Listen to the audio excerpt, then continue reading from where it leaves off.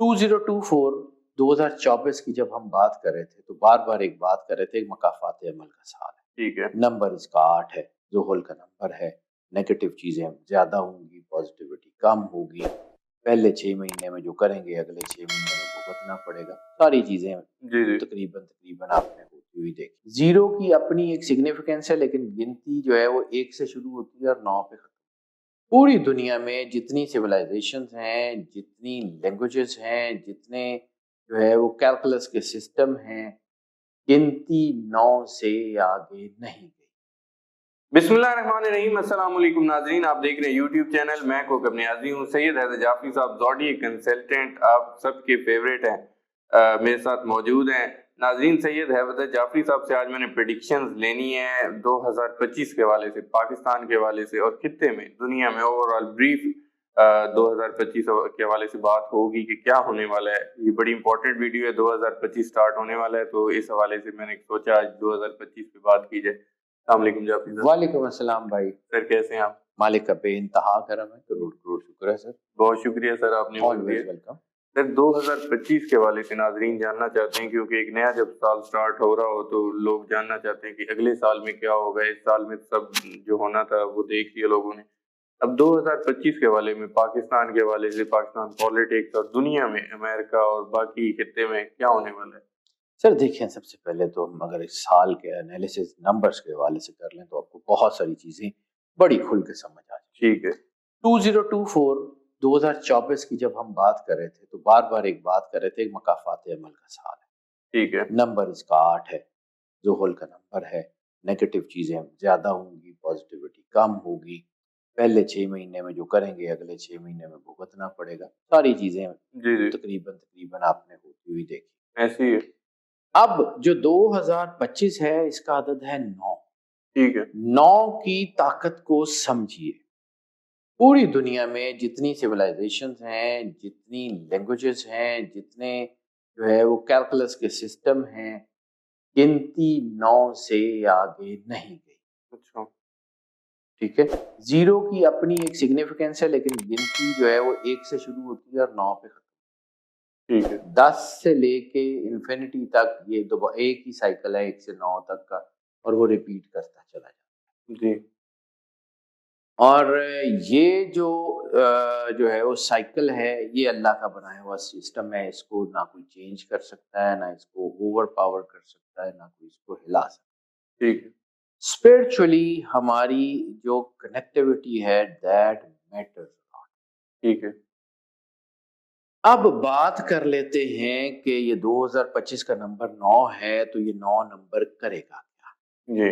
ये number completion का है, ये नंबर कनेक्टिविटी का है, ये नंबर स्पिरिचुअलिटी का है, ये नंबर जो है वो पाकिस्तान के हवाले से, इंटरनेशनल हवालों से इसका इम्पैक्ट बड़ा पॉजिटिव होने जा रहा है, क्योंकि 9 नंबर को हमेशा पॉजिटिव ही समझा जाता है। जबरदस्त।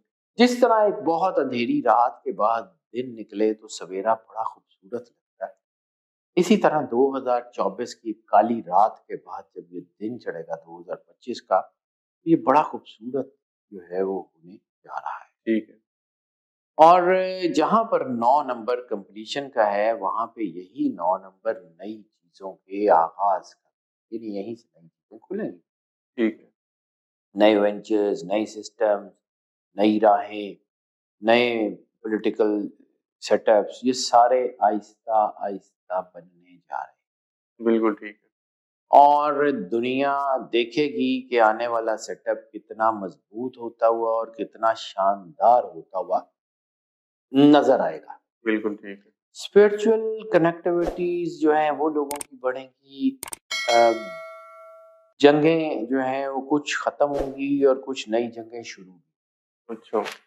दुनिया में रिफ्ट्स जो हैं वो कुछ खत्म होंगे और कुछ नए रिफ्ट शुरू होंगे। ठीक है। तीसरी चीज ये है कि दुखियों को, मजलूमों को कहीं रिलीफ भी मिलेगा और कहीं नए मजलूम भी सामने आएंगे, क्योंकि ये दो पैरेलल सिस्टम इस वक्त चलते हुए महसूस होंगे, लेकिन ज्यादा इम्पैक्ट पॉजिटिविटी का होगा। ठीक है।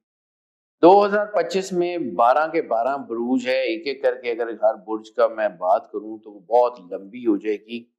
تو 12 میں سے 6 بروج کے لیے تو یہ بالکل جو ہے یہ جو ہے نا سال بہت اچھا ہے. اب وہ 6 بروج کون سے ہیں ان کا ذکر پھر کبھی کروں گا، کیونکہ پھر جو ہے نا اس کو ایک ایک کی تفصیل بیان کرنی پڑے گی. جنوری سے پہلے انشاءاللہ کریں. ہاں اس کو کر لیں گے، کوئی مسئلہ نہیں ہے.